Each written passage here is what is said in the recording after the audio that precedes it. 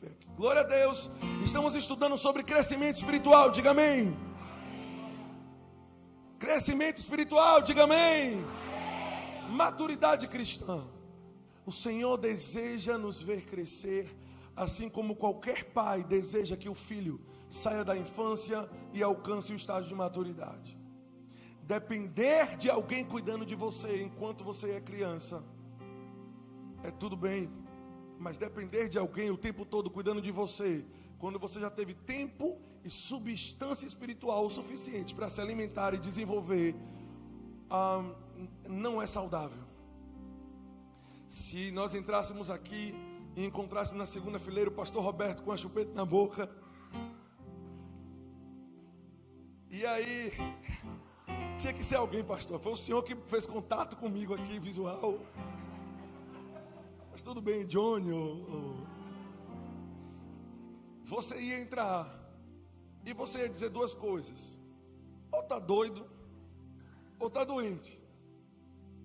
Ok? Ou está doido, ou está doente. Uma criança precisa que o pai coloque ela no colo para ajudá-la na locomoção. Um bebê, um recém-nascido, e Paulo usa esse termo, recém-nascidos espirituais também. Nós vamos falar daqui a pouco sobre as fases de crescimento espiritual. Um recém-nascido precisa que o pai apanhe ele no colo para tirá-lo daqui, para que ele chegue aqui. Mas se você pegar uma criança de 35 anos, com o pai segurando ela no colo, para poder levar ela daqui para lá, isso é sinal ou de alguma doença. Não, na verdade é de alguma doença. Ou o pai é doido, ou o menino é doente. Porque um adulto que precisa ser carregado por alguém, provavelmente é tetraplégico, aconteceu alguma coisa, perdeu o movimento das pernas. Ou seja, não existe algo saudável ali. Porque o saudável é, se você teve tempo e substância para o crescimento, deveria estar grande e andando com as próprias pernas. Mas a religião, eu posso dizer a nossa cultura brasileira, desenvolveu um estilo de vida cristã. E eu vou te dizer, muitos pastores com pensamentos e intenções ímpias desenvolveram dentro da igreja do povo de Deus uma dependência do povo para com o pastor. É por isso que surgiram coisas que nós vemos hoje, como ungir casa, ungir carro. E por favor, eu não tenho nada contra isso, se isso for simplesmente uma questão de honra, simplesmente porque você considera a oração do seu pastor. Mas se você pensar que você precisa fazer isso, porque se você não fizer, aquilo que você tem é amaldiçoado, porque a mão do sacerdote não tocou naquele negócio, isso quer dizer falta de maturidade. Porque o maduro pode honrar a oração do pastor e chamar para fazer, mas o maduro sabe, não existe diferença diante de Deus na minha oração e da dele. Só que os pastores, a maioria, e eu conheço muitos assim, gostaram de desenvolver esse controle sobre as ovelhas.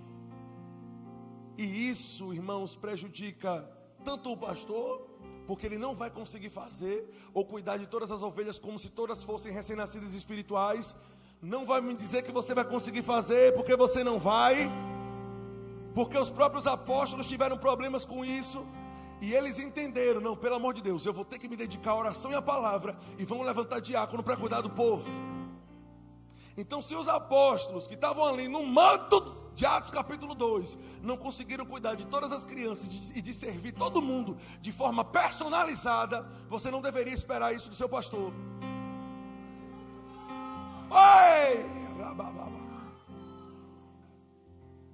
Você não deveria, você saber que o pastor Raimundo não tem como cuidar de todo mundo de forma pessoal.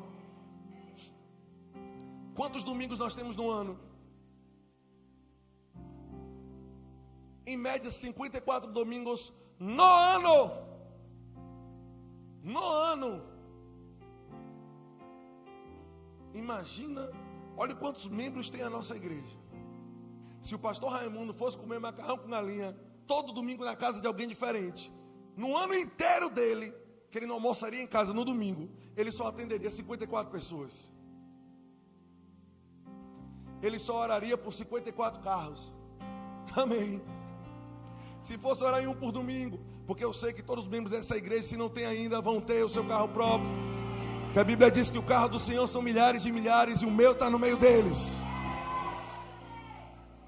Amém. Mas não é saudável depender de um cuidado constante e eterno. Amém. Que os anos entram e saem, você continua dependendo de conversar com o pastor, de se aconselhar com o pastor. Não é normal. Se eu ver alguém toda semana aqui conversando com o pastor, se aconselhando com ele, ou o pastor precisando toda semana chamar, eu sei que é bucha. Eu sei. Teve um camarada aí de outra igreja aí, que o camarada estava meio que, querendo se desviar da verdade, vamos colocar assim. E o pastor Raimundo precisou chamá-lo e corrigi-lo toda semana. E a diretoria aqui da igreja, a maioria sabe dessa história, vai concordar comigo que o pastor Raimundo não passou por um mês bom. Porque aquela pessoa confrontava o pastor não nas palavras, mas o procedimento dele confrontava o caráter do pastor Raimundo. Porque o pastor Raimundo mostrava a verdade e ele desviava aquilo. E ele teve que chamar toda vez. Irmão, é problema. O que eu estou querendo te dizer? Nós deveríamos crescer e nos amadurecer para não dependermos de aconselhamento pastoral. Embora conversar com o pastor seja muito bom, eu não preciso de aconselhamento pastoral constante. Pelo contrário, preciso crescer e desenvolver ao ponto de estar pronto para ser usado pelo meu pastor para aconselhar outros. Diga amém. Sim, quando eu cheguei eu tinha muita creca. Quando eu cheguei há 10 anos atrás eu tinha muito problema. Eu tinha muitos vícios. Eu tinha muita coisa do qual eu precisei me libertar. E pensamentos negativos dos quais eu precisei me livrar. E eu não tinha capacidade de fazer sozinho. Uma das últimas pregações que eu falei aqui, eu falei um pouco para vocês sobre as crenças e os pensamentos limitantes que eu tinha a respeito de casamento. Todo mundo antes de eu casar, a maioria das pessoas me diziam que casamento era bucha. Até que eu descobri que era o casamento delas que era um problema. Mas eu precisei de pessoas aqui. Eu citei alguns como Carlos, pastor Marquinhos, Wendel, que na época era me liderado nos jovens, que precisou me chamar e dizer: cara, é bênção. Vai ser um multiplicar de forças na sua vida. Amém. Não vai ser flores o tempo todo, mas se você tiver a graça e sabedoria, você vai administrar muito bem. E eu posso te dizer uma coisa: eu vou fazer 3 anos de casado no manto, varão. Para bom entendedor, minha palavra basta. Amém. Bem casado, irmãos. Ontem estava minha esposa aqui, me abraçou no manto, caiu no manto. E você acha que eu tenho vergonha de profetizar para ela? Não, a palavra do Senhor veio sobre mim, como diz o profeta Isaías, e o manto desenrola para ela ou para qualquer outra pessoa. Mas por que eu estou dizendo para ela? Porque ela sabe a vida, fugindo do pecado, de integridade que eu tenho com o Senhor. Então eu sei que ela sabe, eu sei que ela sabe, e ela sabe que ela pode receber de mim, porque eu tenho uma vida que respalda isso. Cadê os maridos aqui que podem profetizar para sua mulher? E a sua mulher não vai dizer assim: tome vergonha. Por quê, irmãos? Porque eu não posso ficar dependendo de profecia o tempo todo. Eu não posso ficar dependendo de cuidado de pessoas o tempo todo. Eu preciso estar pronto para profetizar, para cuidar, para pastorear. Deu para entender? E eu não desenvolvo naqueles que estão debaixo da minha liderança aqui como co-pastor da igreja. Eu não desenvolvo uma dependência de mim. E eles sabem disso. Às vezes começaram a me perguntar coisa demais. Eu disse: se tu continuar perguntando nessa quantidade de vezes, querendo que eu responda tudo que é a sua função, eu vou te passar o número da minha conta e você bota o teu salário na minha.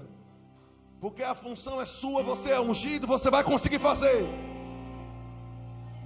Uma dúvida ou outra a gente tira, a gente ora, apacenta, se tiver errado, corrige, mas não depende de mim para fazer a coisa. Miles Monroe diz que uma principal característica de um bom líder é que quando ele sai, aquele trabalho, aquele departamento, aquela empresa continua funcionando na ausência dele. Aleluia. Mas diga: precisamos crescer e desenvolver e largar as coisas carnais. Pensamentos carnais como: não, Samuel, Deus conhece, quem já ouviu essa, o meu coração. Rapaz, tu está errado, cara. Você procedeu de forma errada. As suas ações não foram corretas. E tem pessoas que precisam de correção e precisam, né? Algumas de forma mais branda, mas quando o camaradazinho já está com a cerviz ficando durinha, precisa do cajado pesado de Jeová na boca do pastor, para dizer: você é reprovável. Mas isso é bíblico? É bíblico, irmãos. O apóstolo Paulo teve coragem de fazer isso com Pedro. Você sabia que era Pedro? Quando Jesus subiu, Pedro era enxergado por todos como o cabeça da igreja, como o pastor, entre aspas, ok, de todos os demais apóstolos. Mas quando o apóstolo Paulo, em Gálatas, encontrou ele reprovável, a Bíblia diz que Paulo repreendeu ele na face. Então nós precisamos repreender algumas pessoas. Aí sabe o que o carnal diz? Pastor, Deus conhece o meu coração. Mas nós, que não estamos 100% flutuando nas asas do Espírito, sabia que eu não fico assim o tempo todo? Aleluia! Nós só conhecemos as suas ações. E só vamos, e Jesus nos deu substância para discernirmos o caráter da árvore, não com base na seiva que passa por dentro dela, mas com base no fruto que ela demonstra. Deixa eu te dar um texto para você não dizer que eu não vou abrir a Bíblia, e nós vamos abrir. Mas 1 Timóteo capítulo 4, verso 15 diz: Timóteo, medita nessas coisas e nelas ser diligente, para que o teu progresso seja manifesto a todos. O teu crescimento espiritual, não, irmão, eu estou crescendo, mas não preciso provar para ninguém, nada para ninguém, não. Esse versículo diz que o nosso crescimento espiritual tem que ser manifesto a todos. Samuel, eu sou um cavalo batizado por dentro, mas meu coração está puro diante de Deus, né? Eu trato mal as pessoas, eu ando de cara emburrado no meio da igreja, enquanto a Bíblia diz: seja a vossa amabilidade conhecida de todos, perto está o Senhor. Isso quer dizer que o nosso crescimento e o nosso comportamento amável tem que ser conhecido e comentado por todos. As pessoas precisam dizer: pastor Samuel está amadurecendo a cada dia mais, Nana está crescendo e amadurecendo a cada dia mais, ao ponto de que a nossa vida seja um espelho para aqueles que estão crescendo na fé. A Bíblia diz, o apóstolo Paulo, se não me engano, aqui fala a respeito disso, que as mulheres mais velhas precisam ser exemplo para aquelas que estão começando agora, exemplo de boas esposas, de boas donas do lar. Veja, irmãos, existe um interesse da parte de Deus que cresçamos para que estejamos prontos para ajudar o crescimento de outros, e não o tempo todo esperando um afago pastoral. Eu estou muito deprimido, pastor. Eu estou assim, uma angústia na minha alma. Nem Jeremias, que era o profeta, chorando, passou. Tudo bem, irmãos, a Bíblia diz que o choro dura uma noite, mas passar 1, 2, 3, 4, 5 anos sendo uma pessoa melancólica, não é responsabilidade do pastor, nem é responsabilidade do líder, nem tampouco de Deus, nem tampouco do Espírito. Crescimento espiritual é obrigação nossa. Diga amém. Diga: crescer espiritualmente é obrigação minha. Gálatas capítulo 4, por favor. Vamos agora estudar sobre o tópico: a importância ou porquê crescer espiritualmente.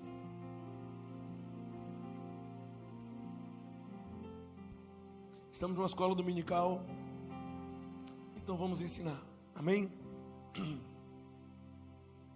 Eu vou ler do 1 ao 7, Gálatas capítulo 4, verso 1 ao 7 diz: digo, pois, que durante o tempo em que o herdeiro, diga herdeiro, durante um tempo, quem está na mesa de som ali, Gustavo, Eduardo, alguém coloca um pouquinho mais de retorno aqui para mim, por favor. Eu acho que eu estou gritando muito, porque eu não estou falando um pouco muito alto, porque eu não estou me ouvindo bem. Vamos lá, ao vivo é assim, amém? Bem pouco, tá? Digo, pois, que durante o tempo em que o herdeiro é menor, em nada difere do escravo. Tira um pouco do grave, Guto, e abaixa mais um pouquinho aqui, para sumir essa microfonia. Em nada difere do escravo. Veja, o menor é herdeiro, tem herança, Mas em nada é diferente do escravo, ainda que seja senhor de tudo. Continuando. Mas o que ele tem está debaixo, sob tutores e curadores, até o tempo predeterminado pelo Pai. Que tempo é esse predeterminado pelo Pai? O tempo do amadurecimento. Ok. Assim também nós, quando éramos menores, estávamos servilmente sujeitos aos rudimentos do mundo, vindo, porém, à plenitude do tempo, Deus enviou o seu Filho, nascido de mulher, nascido sobre a lei, para resgatar aqueles que estavam sobre a lei, a fim de que recebêssemos a adoção de filhos.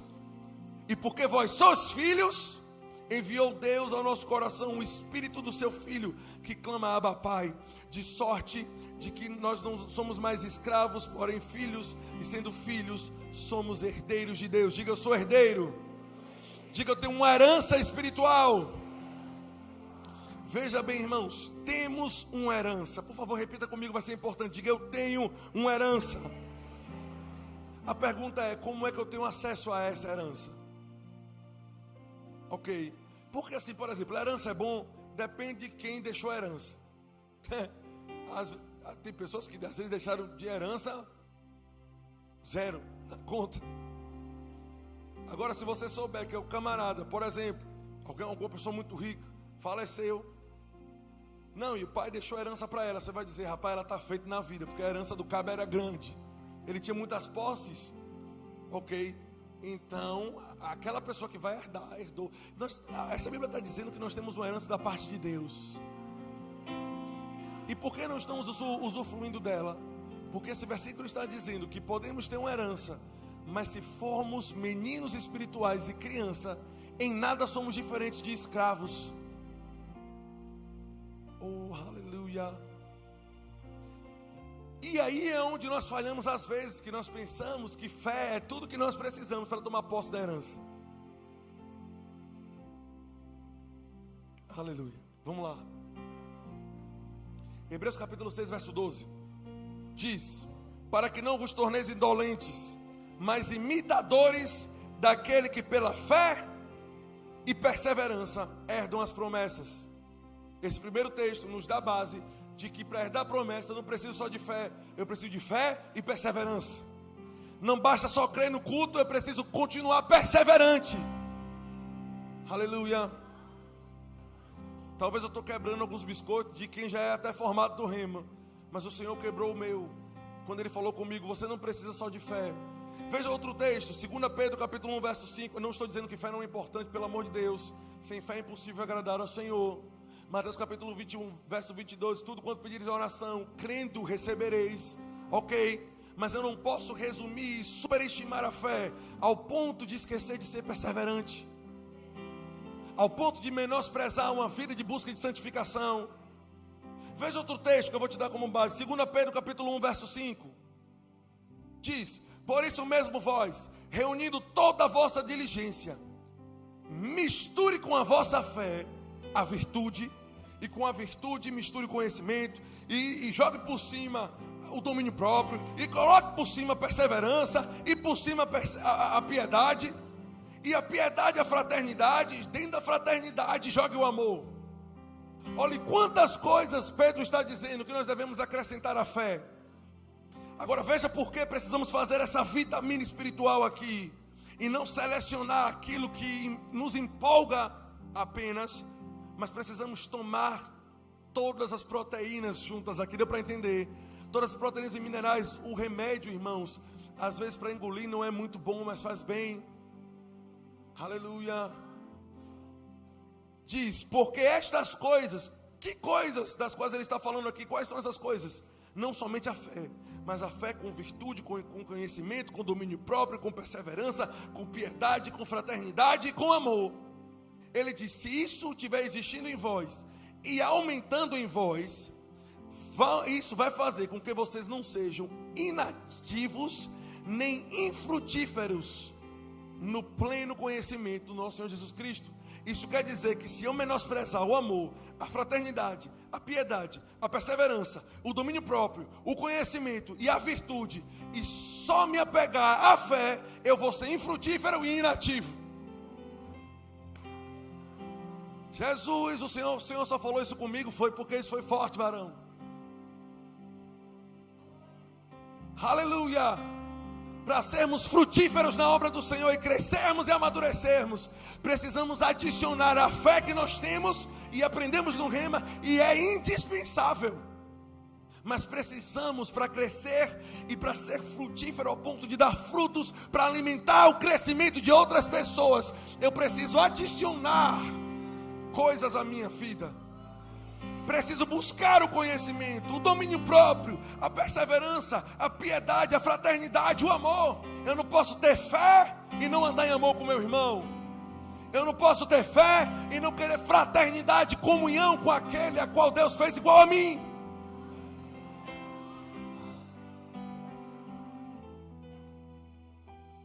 Geralmente, palavra sobre crescimento espiritual nos desafia a crescer. Amém. Vocês sabem que eu gosto de palavra do manto, e que eu queria estar pregando aqui sobre os 7 castiçais de ouro. Eu queria estar pregando sobre a brasa viva do altar. Deu para entender? Aleluia. Mas precisamos disso. Eu amo rodar no manto, mas só rodar no manto não me amadurece.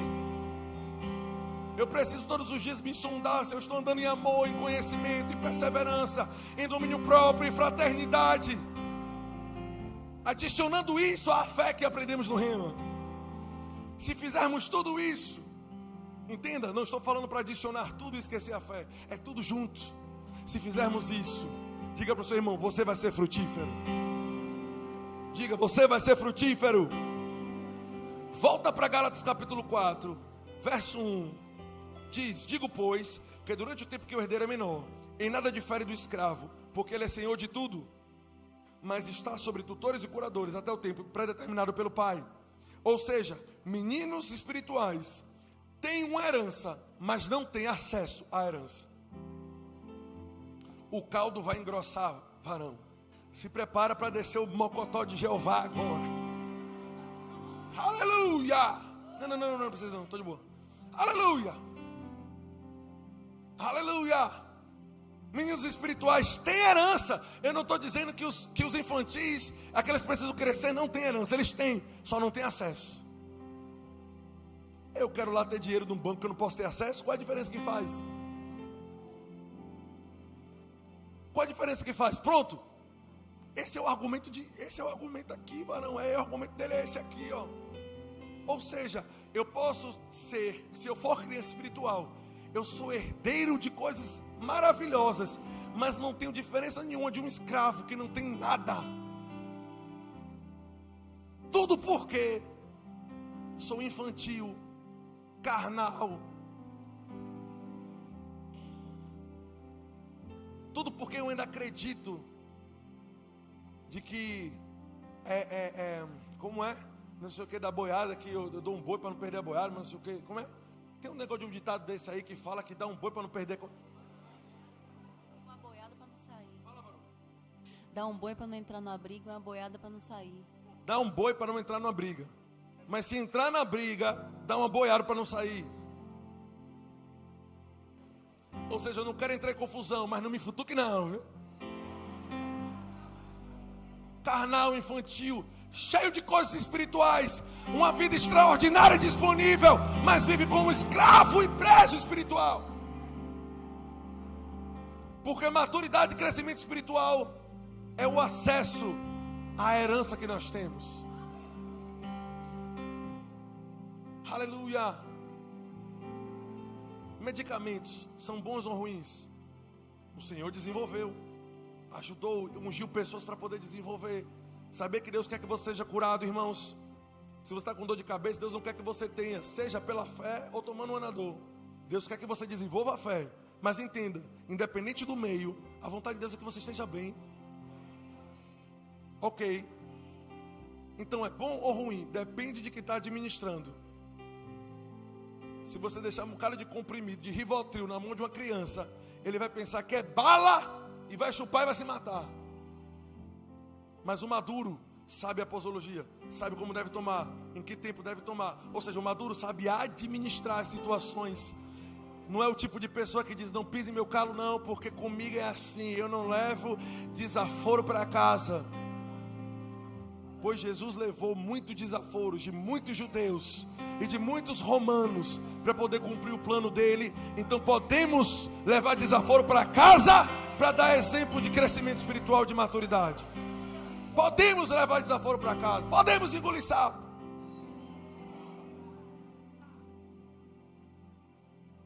E nem por isso ficar ofendido, porque a fé eu devo acrescentar ao amor. A Bíblia diz que o amor nunca suspeita mal. Ou seja, sempre vai tentar entender que aquele irmão está passando por alguma situação, algum problema. Sabe que às vezes as pessoas que nos tratam mal, irmãos, embora elas não deveriam fazer isso e deveriam amadurecer e crescer espiritualmente também, mas às vezes a vida da pessoa está um bagaço, irmãos. E quando você vai conversar, às vezes perdeu o pai, perdeu a mãe, não sei o quê, e às vezes nos trata mal no caixa, ou em qualquer outro lugar, ou na loja. E quando você vai perguntar, uma vez se encontrou com alguém, e a pessoa não tratou ela muito bem, e Pati percebeu, conversou com ela e falou: mulher, você está bem? Se eu não me engano, ela começou a chorar, não foi isso? Começou a chorar. Ou seja, a alma fragilizada, passando por muitos problemas. E a forma como ela respondeu foi porque ela estava quebrada por dentro.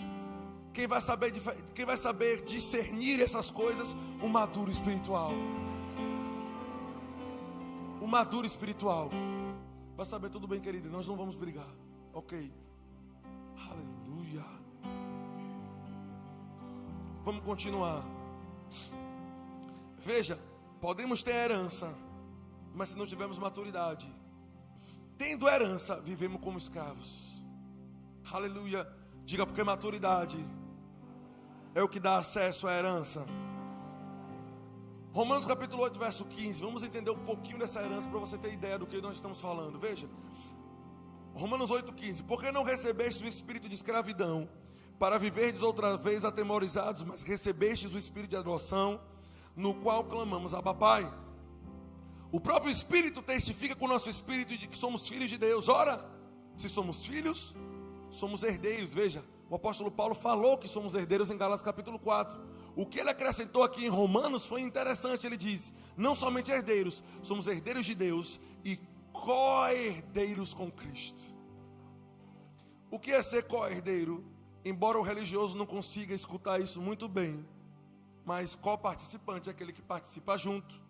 Cooperador é aquele que coopera junto. Co-herdeiro é aquele que herda a mesma coisa que o outro herdou. Não temos menos direitos à herança de Deus do que Cristo tem. Paulo está dizendo que eu herdei exatamente a mesma coisa que Cristo herdou. É pouca a herança que nós temos? É pouca a herança que nós temos? Ok? Outro texto, 1 Coríntios 3, 22, diz: seja Paulo, seja Apolo, seja Cefas, seja o mundo, seja a vida, seja a morte, sejam as coisas presentes ou as coisas futuras, tudo é vosso. E vós de Cristo e Cristo de Deus. Vamos voltar aqui, vamos ler de trás para frente. Cristo é de Deus, 100%. Ok. Nós somos dele, 100%. Óbvio, não estou falando sobre o aspecto da santificação diária. Estamos cada vez mais entregando a fases e áreas da nossa vida ao Senhor. Mas olhando pelo prisma da redenção, pertencemos a Ele. Propriedade exclusiva dele. Então, Cristo é 100% de Deus. Nós somos 100% de Cristo. Então, tudo é 100% nosso. Eu estou querendo te mostrar o tamanho da herança espiritual que nós temos e que estamos perdendo porque não estamos nos submetendo ao treinamento e ao amadurecimento espiritual. É por isso que tem tantos crentes que falam muito: eu sou herdeiro, sou co-herdeiro com Cristo, eu tenho, eu posso, eu sou, e a vida não sai do lugar. Eu entendi. Criança espiritual são as mesmas pessoas que não seguram a língua, que não retêm, não freiam os desejos e impulsos carnais, que decidem, por meio das suas ações, decidem continuar na infância espiritual. Veja, por exemplo, a história do filho pródigo. Não filho pródigo, mas do irmão dele. Pai, o camarada gastou tudo, voltou agora. O senhor está matando um boi gordo para ele. O senhor nunca me deu um boi para eu fazer um churrasco. Ele disse: como é, rapaz? Tudo que eu tenho é seu. Tu está me pedindo um boi e você não entendeu que tudo que eu tenho é seu. Veja, ele tinha muito mais do que aquilo que ele estava pedindo. Amém. Não importa o que você peça ao Senhor, você sempre vai ter disponível muito mais do que aquilo que você pede. É por isso que a Bíblia diz que Ele, aleluia, nos responde além do que pensamos ou pedimos. Amém, irmãos? Porque tudo que o Senhor, tudo que Jesus conquistou na cruz, como diz aquela canção, é direito nosso e é a nossa herança. Diga amém. Aleluia. Mas uma das passagens que mais me chamou a atenção, eu estudei ontem à noite um pouco sobre ela, irmãos, foi sobre aquela mulher cananeia, aquela mulher cirofenícia. Quando a Bíblia cita que ela era cananeia ou cirofenícia, nos dá a entender, óbvio, que ela não era judia. Ok, não pertencia à linhagem de Abraão. Quantos conhecem a história dessa mulher? Por favor, diga amém.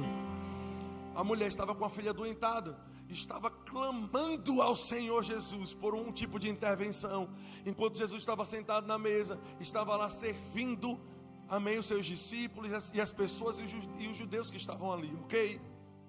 Aí, enquanto ela começou a gritar, e a Bíblia diz que ela começa a aumentar o tom da voz dela, os discípulos começam a ficar: mestre, a voz dessa mulher está alta. Uma coisa, entre aspas, eu estou parafraseando, é o Senhor não responder a essa mulher. Outra coisa é todo mundo vê que ela está gritando e o Senhor não está dando atenção, vai ficar feio para a gente. Então ou o Senhor resolve ou o Senhor despede essa criatura. Ok. No meio dessa conversa, a mulher corre e se ajoelha aos pés de Jesus. Por favor, Jesus, me socorra. E Jesus fala aquela frase que a maioria dos crentes pensa que Jesus estava chamando aquela mulher de cadela. Não é lícito pegar o alimento que pertence ao filho. Eu já vou parafrasear para você entender o que eu estou querendo dizer. Não é lícito pegar a herança que é dos filhos e dar para os cachorrinhos. Veja, quando a Bíblia usa essa palavra cachorrinhos, irmãos, é uma palavra completamente diferente do animal selvagem naquela época, que comia carniça e vivia solto. Geralmente é traduzida pela palavra cães, ok, na Bíblia. Então quando tem a palavra cães de não sei o que, aqueles cães saírem e comer a mulher aquela mulher endiabrada, Jezabel, né? Pronto. Mas esse termo aqui, irmãos, que é colocado na Bíblia, que se traduz por cachorrinho, quer dizer alguém, um ser, que é aceito dentro de casa e que se tem até carinho por ele. Mas me ajude, Jesus, no que eu vou dizer agora: não é filho.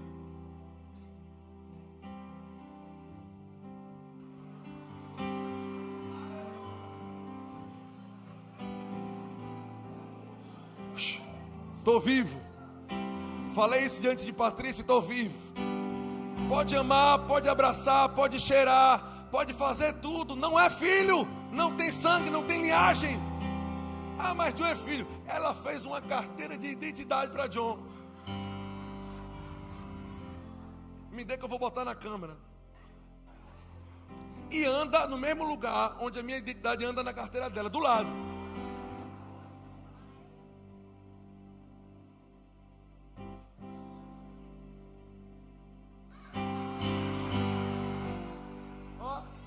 John Santana do Nascimento. Ela disse assim: amor, bota Andrade de jeito nenhum.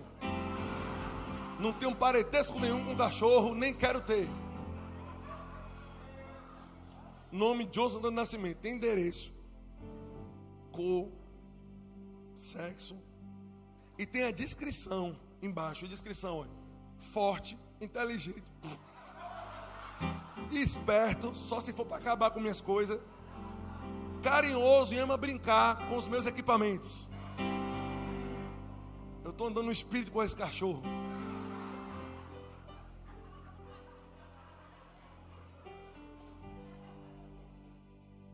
Me subiu uma raiva aqui agora, mas eu sou maduro. Eu me lembrei de chegar em casa e ver tudo mordido. Amém. Ela disse: mas está funcionando, cheio de marca de dente. Tudo bem. Eu amo minha esposa, eu amo o cachorro. Mas entenda, o que Jesus estava querendo dizer é: você pode até ser aceita na comunidade, ok? Você está até aqui no meio de nós, mas não é lícito eu dar para você aquilo que é herança dos filhos. Ok? Nós precisamos entender que o que Jesus estava querendo dizer, irmãos, é que no desenrolar profético de Deus, no desenrolar da história, o povo judeu em nada é mais especial do que qualquer outro povo para Deus hoje. Mas precisamos entender que no desenrolar de Deus, no cuidado com a humanidade, amém, existia no que diz respeito à herança, uma prioridade para o povo judeu. É por isso que aquela mulher, por exemplo, deixa eu te dar uma base bíblica, chegou para Jesus e diz: os judeus estão dizendo que é para adorar aqui, nesse lugar, no templo, não, no monte, no templo, sei lá. E o outro diz que era no monte. Onde é que nós devemos adorar? Como se ela estivesse tentando se comparar. Aí Jesus, para encurtar a história, diz: mulher, a salvação vem dos judeus.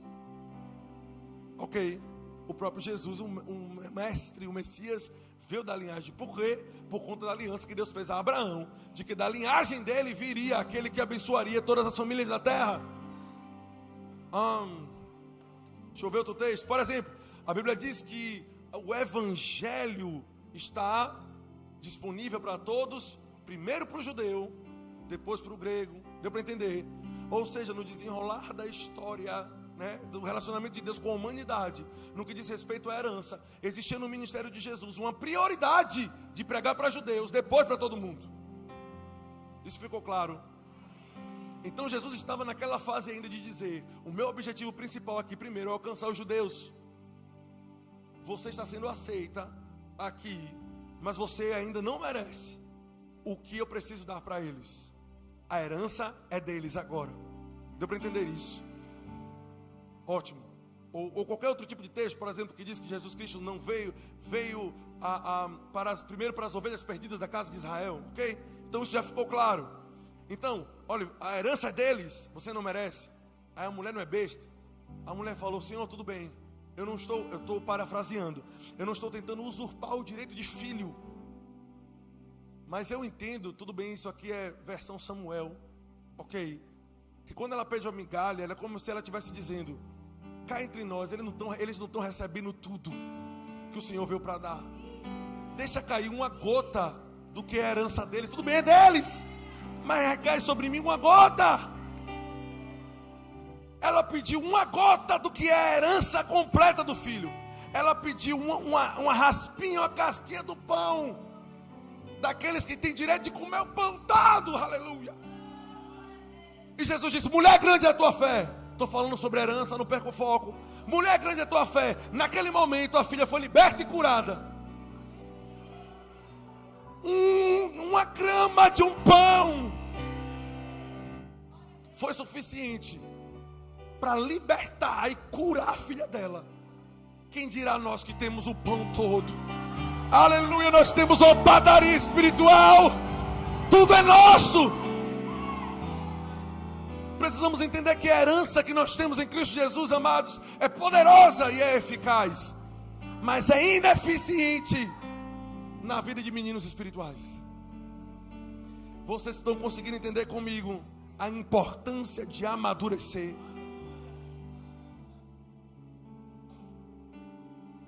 Porque tudo isso pode estar disponível, mas inacessível. O Senhor não permite meninos espirituais recebendo ou ocupando ou desfrutando de heranças que Ele só quer que o maduro tenha. Oh, aleluia. Eu vou te dar prova disso. Deixa eu abrir um texto aqui com você.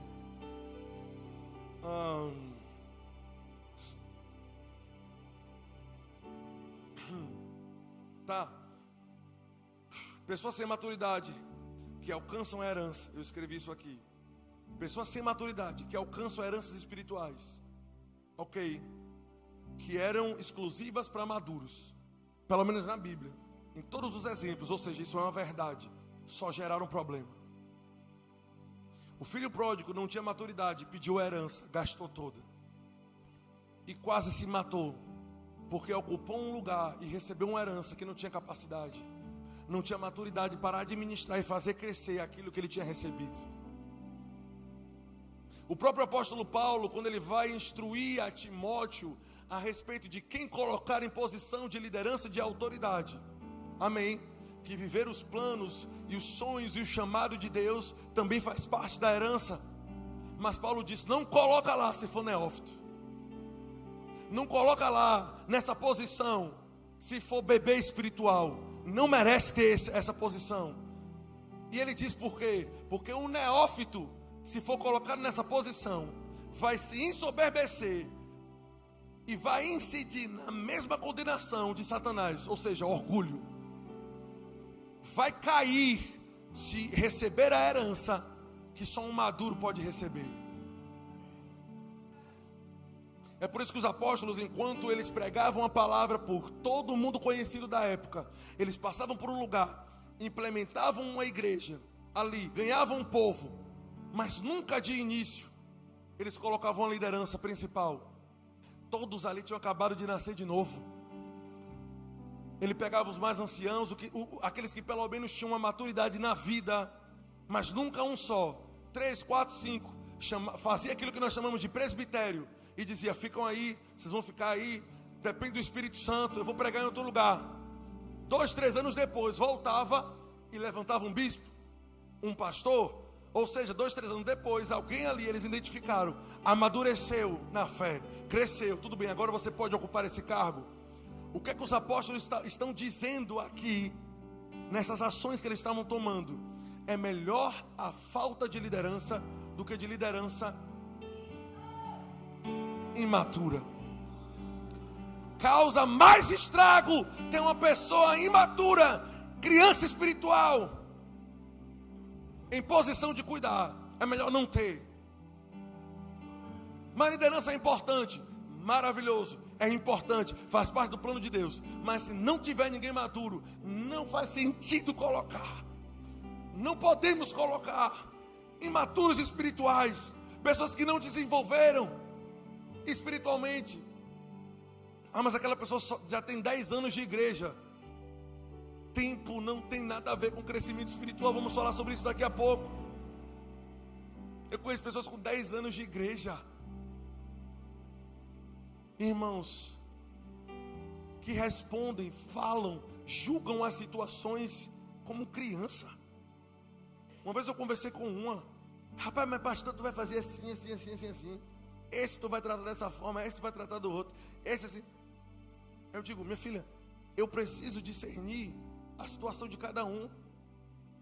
Eu não posso agir da mesma forma com todo mundo, porque cada um agiu também de uma forma diferente. E eu, como pastor, eu preciso discernir cada situação e aplicar o remédio necessário para cada situação. Ok? Diga amém. Então, o infantil espiritual é aquela pessoa que pensa: não, vai cortar todo mundo, né? Oh, aleluia. Se eu não me engano, é em 1 João. O capítulo é único. Se eu não me engano, deixa eu olhar aqui, vá. Deixa eu olhar para você não dizer que eu não estou dando o texto. 3 João, verso 1, verso 9, capítulo único. Fala sobre um camarada chamado, olha para cá, anota isso ali em casa. Um camarada chamado Diótrefes, que não recebia, sabe quem? Ele não recebia, não queria receber na igreja. O apóstolo João. João não queria receber na igreja não. O apóstolo João falou: esse, parafraseando na versão Samuel de Andrade, esse bucha desse Diótrefes, deu para entender, o bicho está corrompido, não quer que eu vá na igreja. Já pensou se João quisesse vir na nossa igreja? Já pensou o apóstolo João fazendo um seminário de escatologia, dizendo: não olhe no livro não, é o fim, aleluia.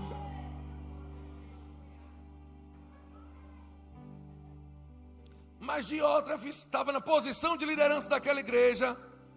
Aí João disse: ele não quer nos receber, porque em tudo ele quer a primazia. Ou seja, esse bucha carnal, ele acha que ele é o único que tem direito de brilhar. Se ele não estiver por cima, ninguém mais pode estar.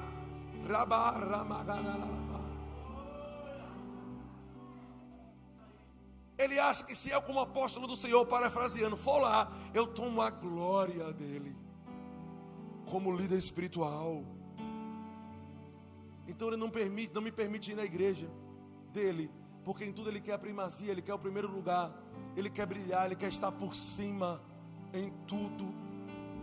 Ele não é aquela pessoa que cede as costas para que outros sejam elevados. Ontem eu recebi um recado de um dos jovens da igreja, dizendo: pastor, com certeza, o senhor só pode ser sido chamado por Deus como um apóstolo e Patrícia como uma profetisa, por acreditar e colocar e depositar tanta confiança em mim. E hoje eu estou vendo o meu crescimento, coisa e tal. Eu disse: cara, vamos para cima, vamos herdar tudo que é nosso. Sabe por quê, irmãos? Porque a posição na qual eu estou não é uma posição para me elevar, mas é uma posição da qual eu posso puxar outros. A posição elevada não quer dizer que eu estou em cima, quer dizer que eu tenho capacidade de elevar outros, aleluia. Mas o infantil é orgulhoso, não quer colocar ninguém para pregar, ninguém pode cantar no lugar dele, ele só pode cantar a alegria da minha vida, irmãos. Eu estar sentado aqui e ver tantos outros ministrando e você recebendo, e não necessariamente tem que ser eu. Esse povo aqui, às vezes insiste para eu ministrar, por mim eu nem ministrava mais. Tem Patrícia, tem Rafael, tem Catarina, tem Kiliana que fica se esquivando de ministrar às vezes. Fala com ela, Jesus. Amém, irmãos? Amém, irmãos? O maduro espiritual, ele não quer crescer sozinho. A Bíblia diz que o maduro espiritual é aquele que se considera o menor de todos. Se você for ler algumas cartas, eu estava estudando isso, não quero tomar tempo nisso, irmãos, mas o apóstolo Paulo, quando tinha mais ou menos 6, 7 anos na história da conversão dele, ele disse: eu sou o menor dos apóstolos. Se não me engano foi 1 Coríntios.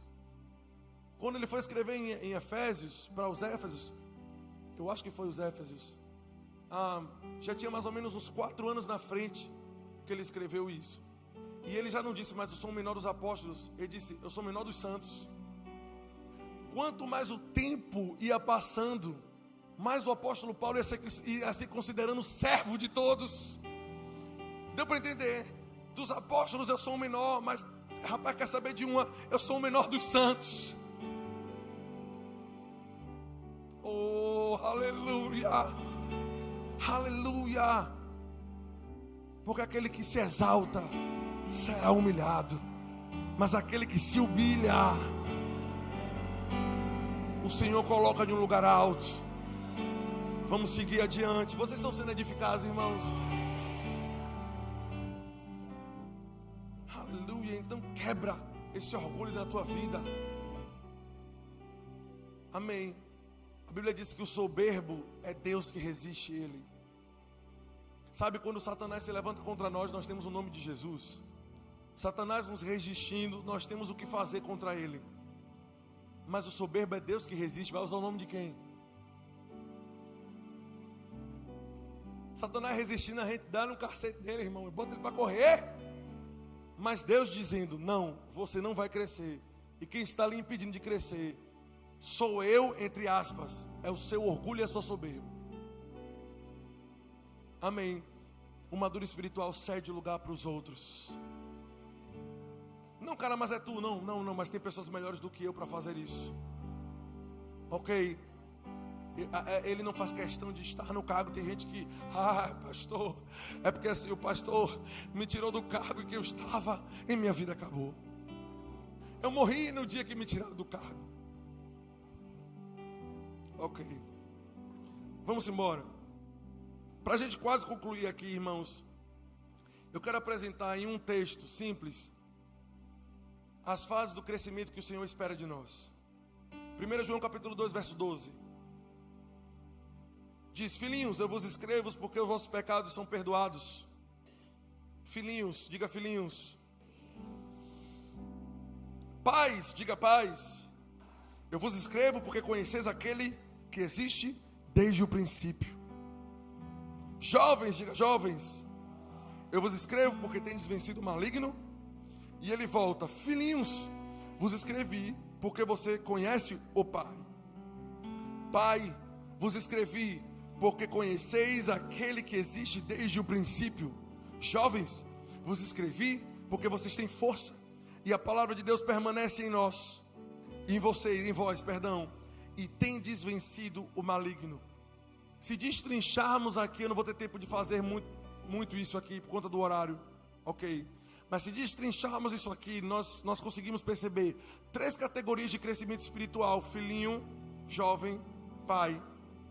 E a característica de cada um, o que nos ajuda a nos identificar em que fase nós estamos. Eu vou mastigar para você logo aqui, ok?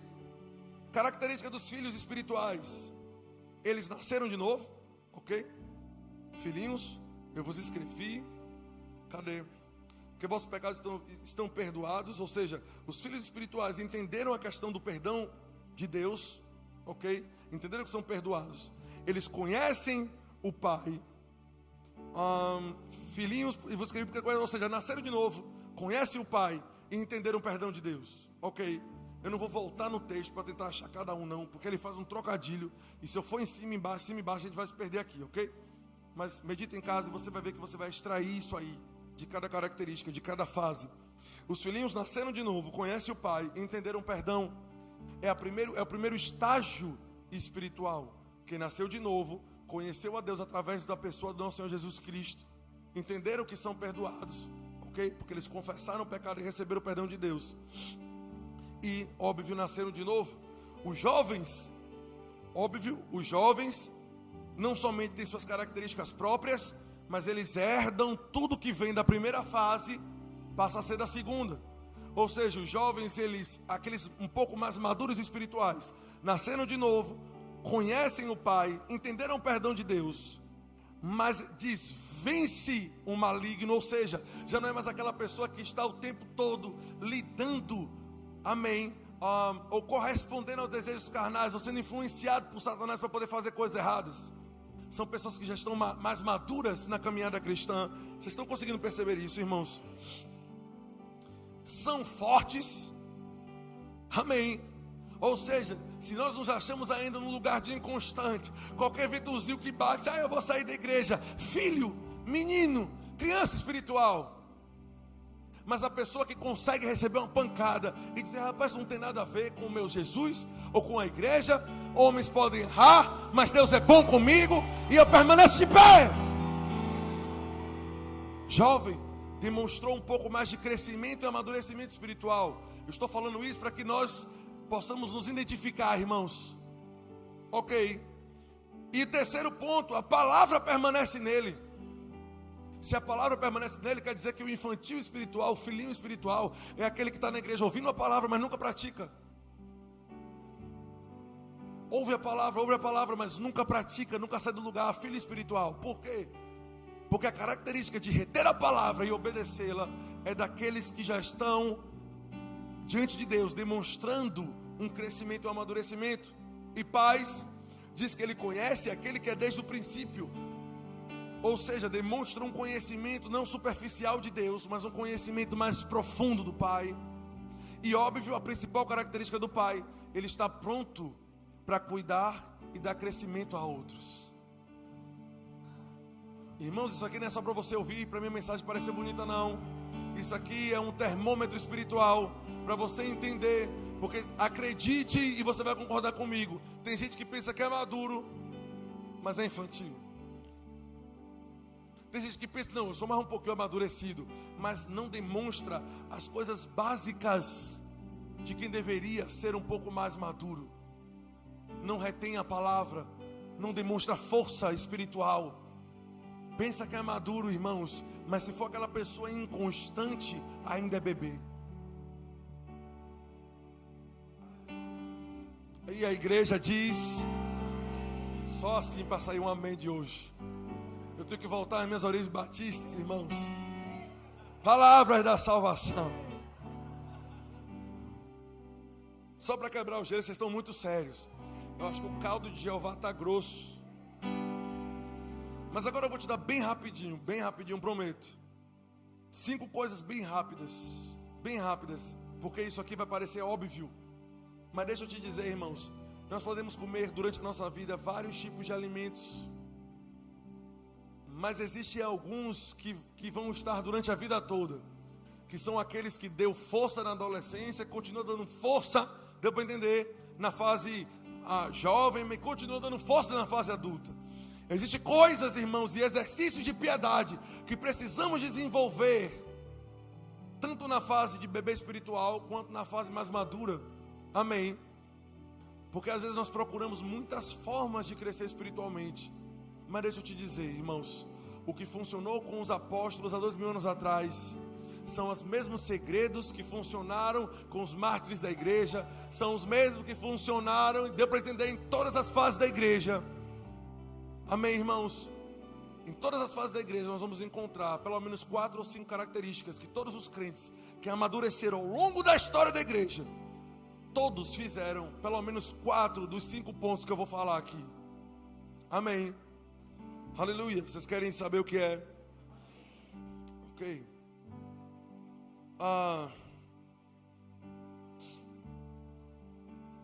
Ponto número 1.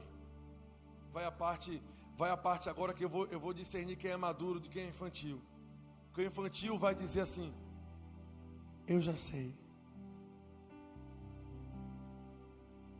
Ok. Ponto número 1. Para acordar, tinha uma pessoa que estava lá no terceiro céu com Paulo. Leitura e meditação da palavra.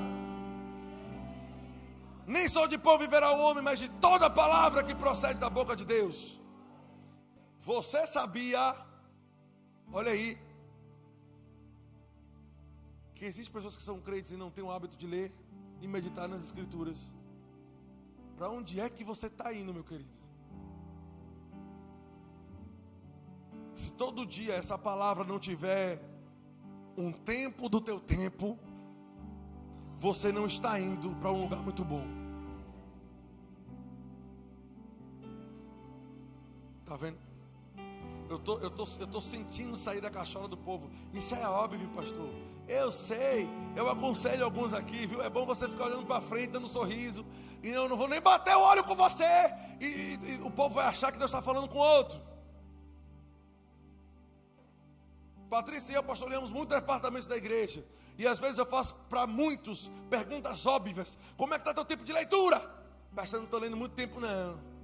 Estou meditando não. Tipo assim, segunda-feira eu li: o Senhor é meu pastor. Eu estava ministrando, irmãos, e aqui a Bíblia diz que para os santos, para o puro, tudo é puro. E ninguém está aqui tocando trombeta para você. Mas eu estou aqui para poder te ensinar, irmãos, amém, como crescer e desenvolver na fé cristã. Eu estava pregando em uma igreja, irmãos, e eu decidi fluir no Espírito. E ministrei quase 1 hora, irmãos, a respeito do assunto de fé. E Patrícia chegou no final e falou: amor, eu fiquei impressionado com algo. Fiquei impressionado com algo. Você citou vários versículos da Bíblia. E você nem leu. Mas você falou referência e citou o texto da Bíblia. Ok, muito bom. Óbvio, não é só bom memorizar, é bom praticar. Ok. Saber apenas de cabeça, e olha que eu estou falando de mim mesmo, ok? Para você entender. Saber apenas de cabeça pode ser sentimento mental sem ter fruto na vida da pessoa. Mas eu também não consigo praticar aquilo que eu não sei. Aí tem pessoas, não foi Patrícia que falou isso, mas tem pessoas que chegaram para mim: pastor, o senhor sabe um bocado de livro da Bíblia, um bocado de texto da Bíblia. O senhor deve ter um dom espiritual. Anota aí o dom espiritual. Dom de ler. Dom de sentar a bunda na cadeira, não ter vontade e continuar lá até a alma entender.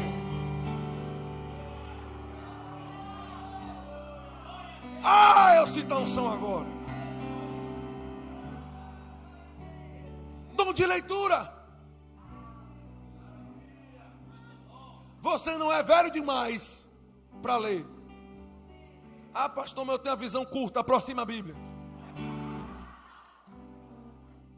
A gente coloca desculpa, irmãos. Amém. Não, eu tenho que fazer assim. Aproxima. Mas leia, irmãos, as escrituras. Esse é nosso alimento espiritual. É da onde extraímos os nutrientes. Crente que não lê a Bíblia é crente fraco. Não tem substância.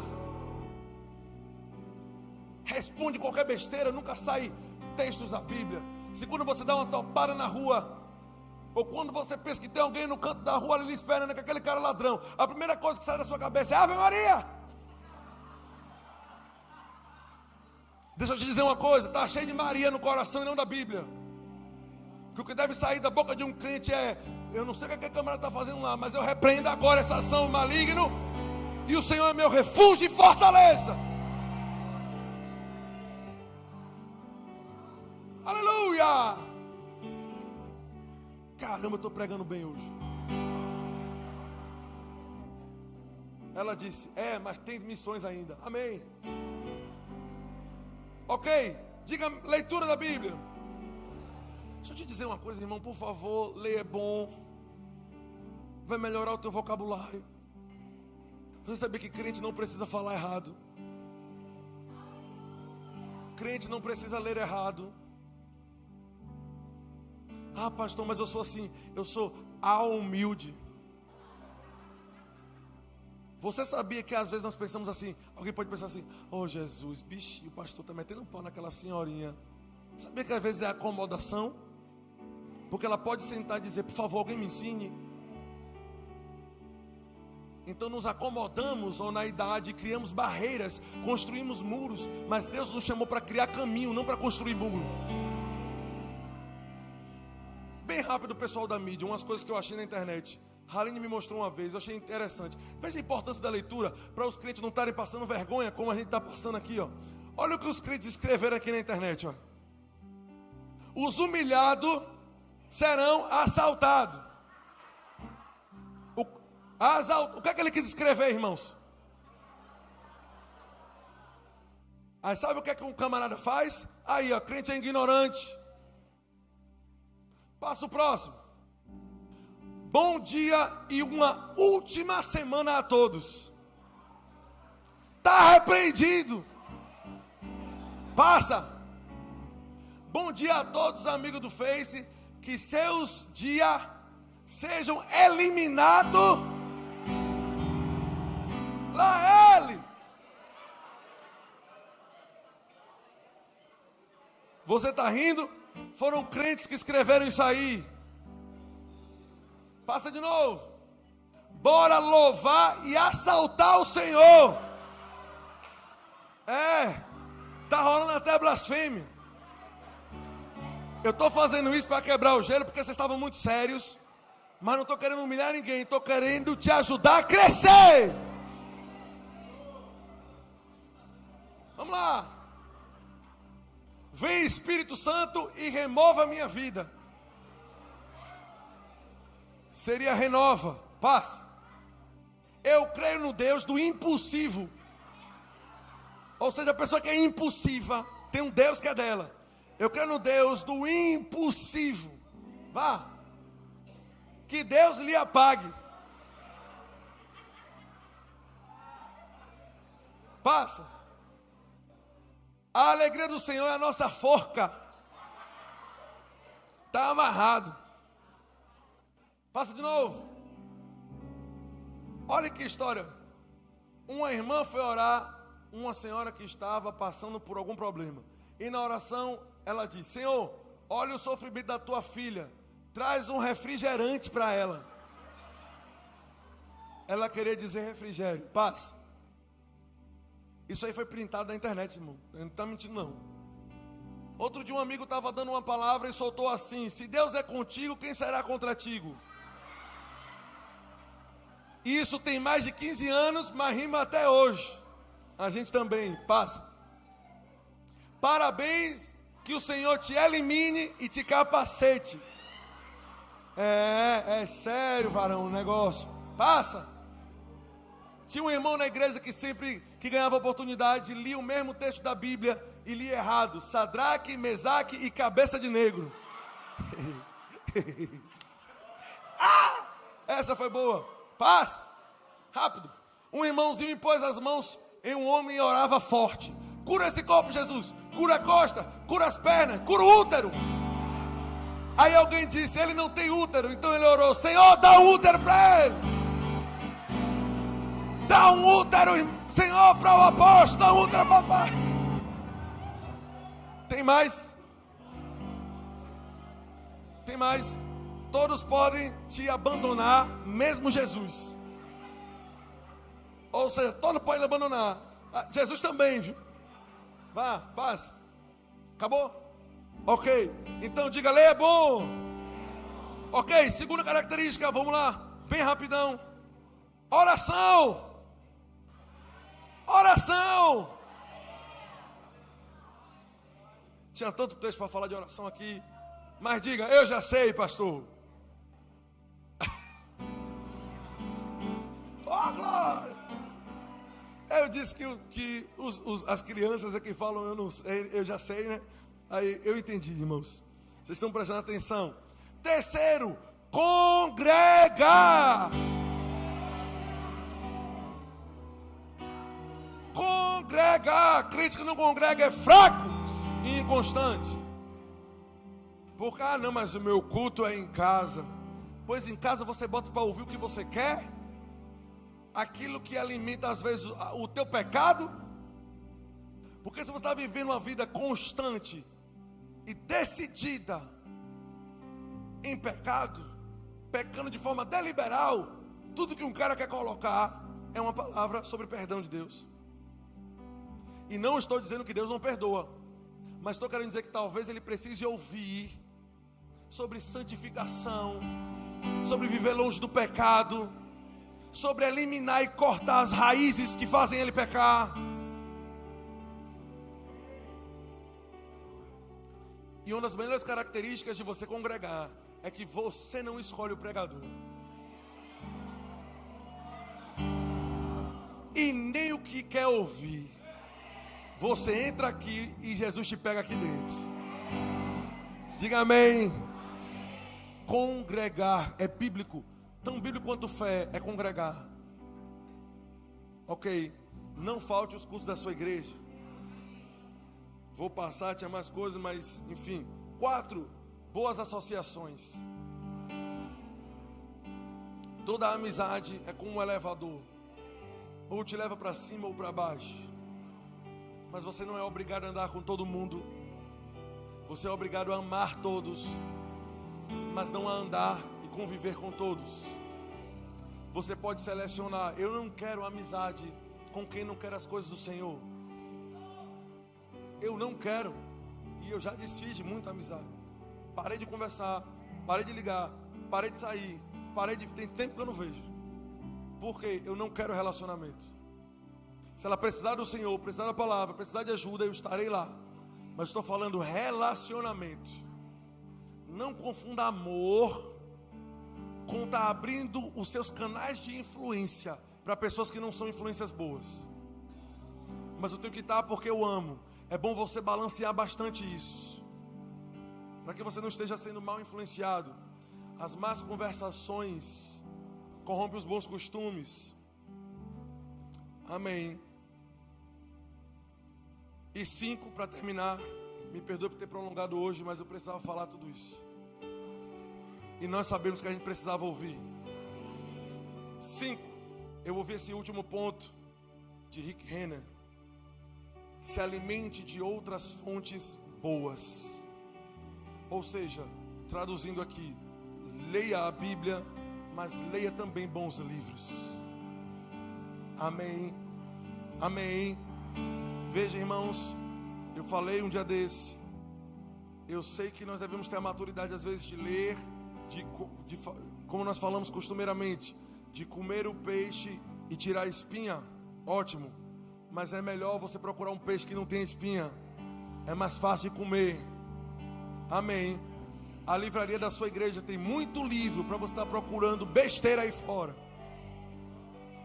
E não me diga que Deus está te inclinando a ler um livro de não sei quem, que você é meio duvidoso a respeito dele, antes de você ter lido pelo menos os livros que pertencem à tua visão. Amém. Porque eu sei que Deus quer que você crie raiz na visão na qual Ele te colocou. E não tem como criar raiz na visão que Deus te colocou se você não leu ainda os livros do irmão Reagan. Eu estou pregando agora para Verbo da Vida Salvador. Outros vão escutar, mas eu estou querendo dizer que a visão dessa igreja aqui, amém, grande parte são os livros do irmão Kenneth Reagan, da visão, os livros do pastor Bud, os livros de pessoas do nosso ministério. Dê prioridade a esses livros. Diga amém. Deus abençoe vocês.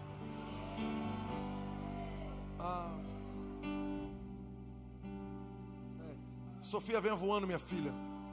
Nós vamos falar sobre missões agora bem rapidinho. Minha filha, tu vai falar rápido, viu?